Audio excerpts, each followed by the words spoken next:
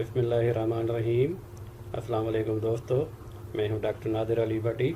आप देख रहे हैं मेरा YouTube channel doctor Bhatti's health care. अगर आप मेरे चैनल पर नए हैं या अभी तक आपने मेरे चैनल को सब्सक्राइब नहीं किया तो सब्सक्राइब कर लें, साथ ही बेल बटन को भी प्रेस कर दें ताकि हर आने वाली वीडियो की अपडेट आपको बर वक्त मिलती रहे। आप मेरे चैनल पर जान सकेंगे अपने सेहत के मसाइल और उनके आसान हल। शुक्रिया। तो चलते हैं अपने टॉपिक की तरफ। आज का टॉपिक है इलाज बिलग़िज़ा और आज की दवाई है अंजीर। जी हाँ, आपने ठीक सुना, मैंने अंजीर ही का नाम लिया और इसे शायद आपको अजीब लगा हो कि मैंने अंजीर को दवाई कह दिया है, लेकिन मैं वजाहत देता हूँ इसकी कि जैसे नमक आपके लिए एक आम खाने पीने की चीज़ है, लेकिन हमारे लिए ये दवाई है।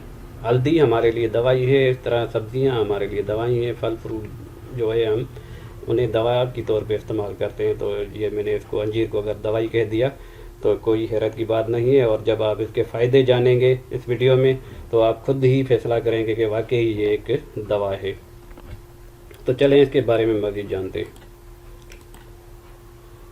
इसका तारफ़, अगर इसका पूरा तारफ़ और पूरी इसके फ़वाइद में बयान कर रहा हूँ तो ये वीडियो तकरीबन घंटे भर की बन जाएगी। बहरहाल मैंने कोशिश की है कि आम लोगों के हिसाब से इसमें मोटे मोटे पॉइंट और आम समझ में आने वाले पॉइंट को मैंने इसमें शामिल किया है। तो चलें इसको जानते हैं। तारीफ़ इसका कुछ यूँ है कि अंजीर को बतौर मेवा भी खाया जाता है और बतौर दवा भी इस्तेमाल किया जाता है। कुरान पाक में सूरह 3 है और 3 की माने है अंजीर, यानी अल्लाह पाक ने सूरह 3 में अंजीर की कसम खाई है, वत्तीन व ज़ैतून। और एक हदीस के मुताबिक ये जन्नत का फल है। आप सल्लल्लाहु अलैहि वसल्लम ने फरमाया है कि ये यानी अंजीर जन्नत का फल है। तो इस हिसाब से भी इसकी अफादियत बहुत ही बढ़ जाती है कि हमारे इस्लाम में से जहाँ तिब नबी सल्लल्लाहु अलैहि वसल्लम की ये बहुत बड़ी दवाई है उनकी मेट्रिया मेडिका में। अंजीर मौसम सरमा का फल है और खुश्क मेवाजात में शुमार किया जाता है। खाने में खुश जायका होता है, हर उम्र के लोग इसे पसंद करते हैं और मैं भी इसे पसंद करता हूँ, लेकिन सर्दियों के मौसम में लेता हूँ मैं इसे।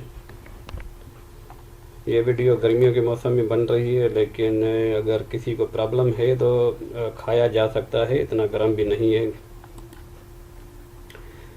इसके फ़वाइद देखते हैं।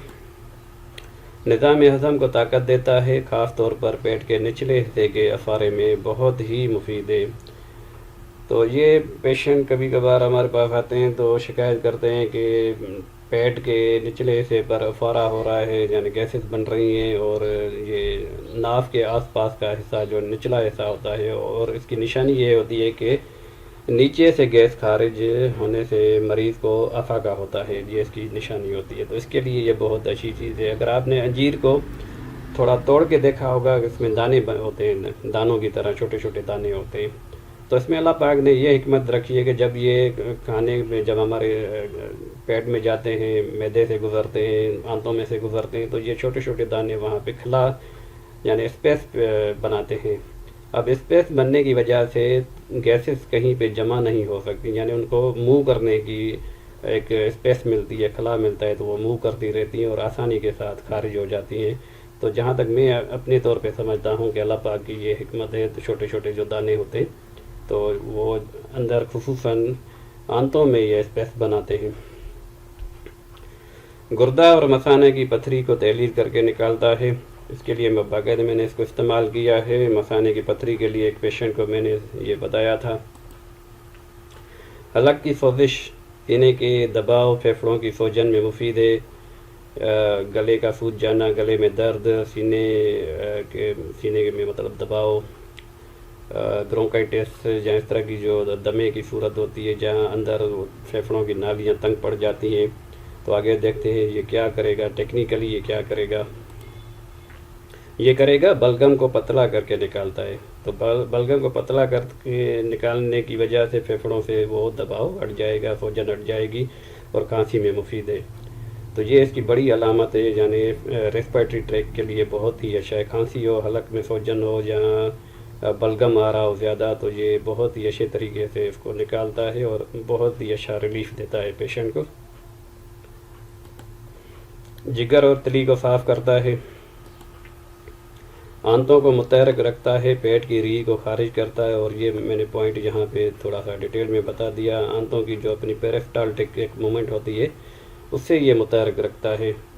اگر یہ مومنٹ رک جائے تو کافی پرابلم ہوتا ہے اور اس کا کوئی حل بھی نہیں ہے، تو اس کو یہ طاقت بھی دیتا ہے اور اس کو متحرک بھی رکھتا ہے، اور اس کی ری کو بھی خارج کرتا رہتا ہے۔ تو یہ بڑی علامت ہے اس کی، اور زبردست ایک علامت یوں کہیں کہ بہت سے مرض اس سے ٹھیک ہو جاتے ہیں۔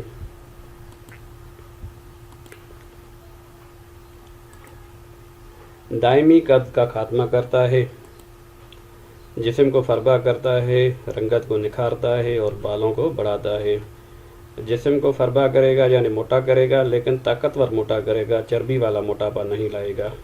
یہ نوٹ کر لیں، طاقت دے گا لیکن چربی نہیں بڑھائے گا، چربی والا موٹاپا نہیں ہوگا، کیونکہ یہ خود موٹاپے کو کم کرتا ہے، موٹاپے کو کم کرتا ہے۔ یہ انگریزی میں اس کے لیے کہتے ہیں it is sweet way to lose weight. بواسیر کو ختم کرتا ہے، بہت ہی اچھی طریقے سے میں نے اس کو استعمال کیا ہے۔ صرف اس انجیر کو بطور دوائی میں نے بواسیر کے لیے استعمال کیا ہے اور اچھے نتائج مجھے ملے ہیں، جہاں میں انٹریکٹیو ریمیڈی کے طور پہ بھی اس کو مریض کو بتائی دیتا ہوں، کیونکہ وہ جوڑوں کے درد میں بہت ہی مفید ہے۔ یہ بواسیر اور جوڑوں کے درد کے لیے یہ باقاعدہ میں آپ کو حدیث بتا رہا ہوں، یہ نبی صلی اللہ علیہ وسلم کے زبان مبارک سے سند ملی ہوئی ہے، تو میں تو اسے بغیر ایمان بالغیب کے حساب سے اس کو یوز کرتا ہوں۔ ترکیب استعمال کے چند طریقے آپ کے ساتھ شیئر کیے دیتا ہوں۔ طریقہ نمبر 1 ہے 3 سے 7 دانے صبح نہار منہ کھا لینے ہیں، اچھی طرح دھو کر اور صاف کر کے انہیں کوئی گند کچرا اگر کوئی لگا ہوا ہو تو وہ اسے صاف کر لے، اور 3 سے 7 دانے صبح نہار منہ، ویری ایزی۔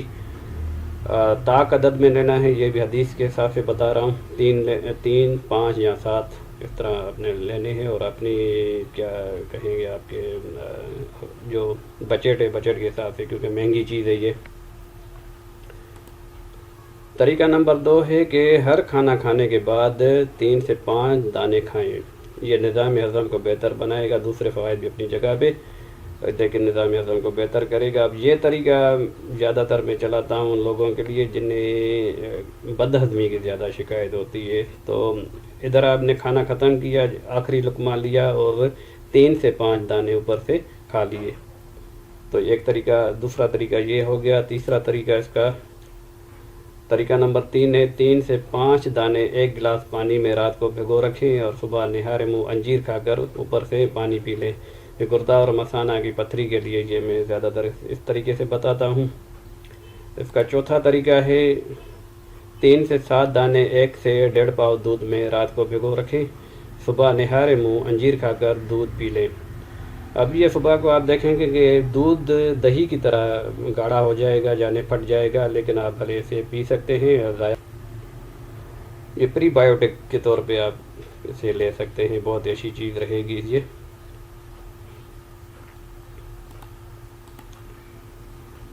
چند مجربات آپ کے ساتھ شیئر کیے دیتا ہوں۔ دماغ کی کمزوری کے لیے انجیر 3 عدد، بادام 7 عدد، اخروٹ کا مغز 1 عدد، یعنی ایک جو اخروٹ فل سائز کا وہ کھول میں اندر جو چھلکے میں بند ہوتا ہے وہ اخروٹ لینا ہے، اتنا لینا ہے۔ الائچی چھوٹی کے دانے چند، یعنی 4 ہوں یا جو بھی ایک الائچی سے نکلے وہ۔ اب یہ ساری چیزیں نہار منہ کھانی ہے، صبح نہار منہ چاروں چیزوں کو آپ نے کھانا ہے۔ انجیر کھا لیے، اوپر سے بادام اور اخروٹ کا مغز اور یہ چند دانے کھا لیے، یہ ٹھیک ٹھاک آپ کا ہیلدی قسم کا ناشتہ ہو جائے گا۔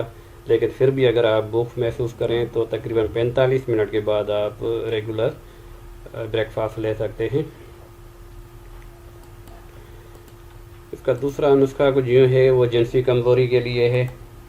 انجیر 5 عدد، اخروٹ کا مغز 3 عدد، اور ان کو نہار منہ کھانا ہے۔ یہ جنسی کمزوری کے لیے، مردانہ کمزوری کے لیے بہت ہی اچھا ہے۔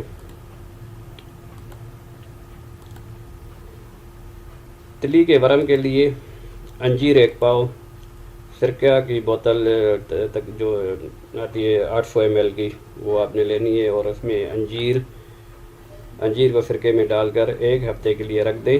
بعد میں جب یہ 1 ہفتہ پورا ہو جائے تو بعد میں اس میں سے 2 یا 3 انجیر کھانا کھانے کے بعد کھائیں. دلی کے ورم کے لیے بہت ہی مفید چیز ہے یہ.